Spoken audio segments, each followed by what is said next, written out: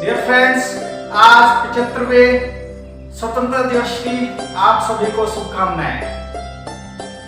भारत के लोग विश्व के विभिन्न हिस्सों में बसे हुए हैं। इस वजह से आज पूरे के पूरे विश्व में भारत का स्वतंत्रता दिवस मनाया जा रहा है।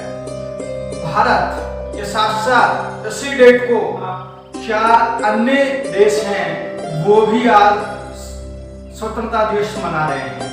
दक्षिण कोरिया, कांगो, बहरीन, लिechtenstein देशों के नागरिकों को भी मेरी तरफ से बहुत बहुत शुभकामनाएं। फ्रेंड्स, गुलामी किसी भी रूप में हो सकती है, चाहे राजनीतिक गुलामी, शारीरिक गुलामी, आर्थिक गुलामी, मानसिक गुलामी। भारत है जो राजनीतिक गुलामी से आजाद हुआ और ये आजाद हुए 75 इयर्स हो गए, परंतु अभी भी हमें बहुत सारे जो मुद्दे ऐसे हैं उनसे स्वतंत्र होना पड़ेगा। कॉन्स्टिट्यूशन का आर्टिकल है, आर्टिकल नंबर 19 to 22 तक है, जो स्वतंत्रता के अधिकार दिए गए हैं, राइट टू फ्रीडम दिए गए हैं। और आर्टिकल जो 19 है वो विशेष भारत के नागरिकों के लिए बहुत ही अच्छा है। आर्थिक जो गुलामी है, आर्थिक रूप से भी भारत को इंडिपेंडेंट होना पड़ेगा।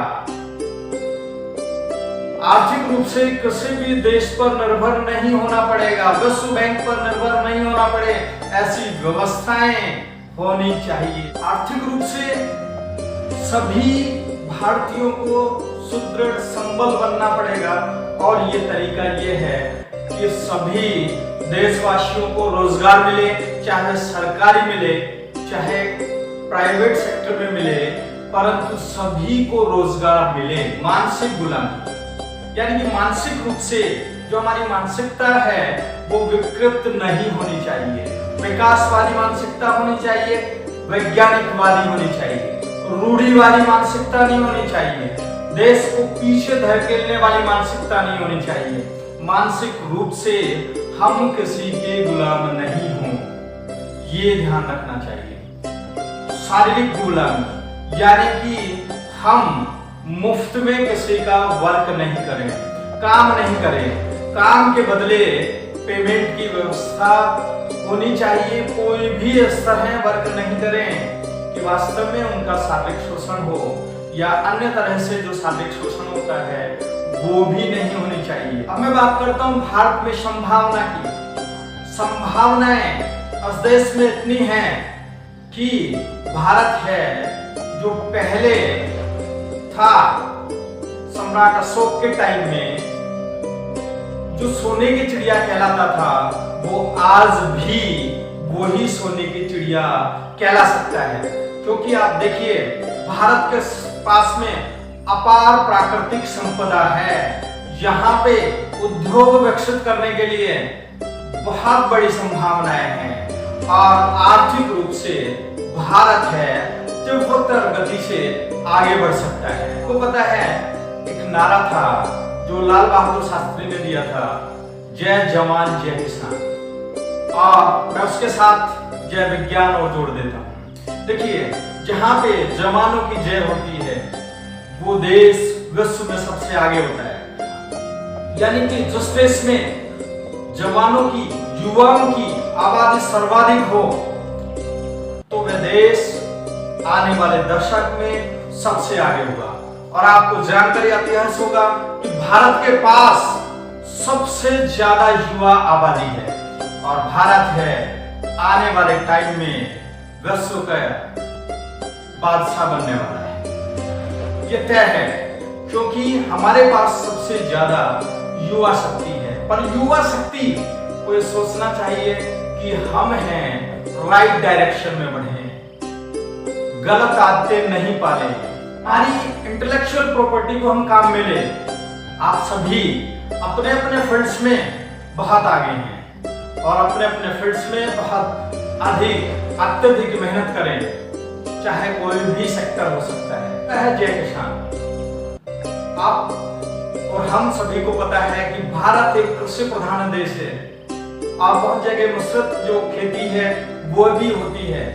पर आप देखिए, अगर अच्छी टेक्नोलॉजी से कृषि करने लगे तो निश्चित रूप से कृषि में हम सभी देशों को पछाड़कर प्रथम स्थिति में आ सकते हैं। जय विज्ञान, यानी कि विज्ञान और टेक्नोलॉजी, साइंस और टेक्नोलॉजी जिस देश की आगे हो वह देश विश्व में सबसे आगे होगा।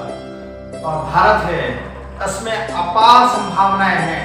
भारत अर्थ के साथ साथ अन्य प्लैनेट्स हैं, इन पर भी अपना परचम लहरा सकता है। चाहे चांद हो, चाहे मंगल ग्रह हो और चाहे अन्य ग्रह हो, उन पर जाके अपनी प्रतिष्ठा स्थापित कर सकता है। भारत के पास अपार संभावनाएं हैं और भारत कृषि का भी मोहताज नहीं होगा, क्योंकि बहुत बड़ी इंटेलेक्चुअल प्रॉपर्टी भारत के पास है। बशर्ते टेक्नोलॉजी में, साइंस में इसको एडवांस किया जाए।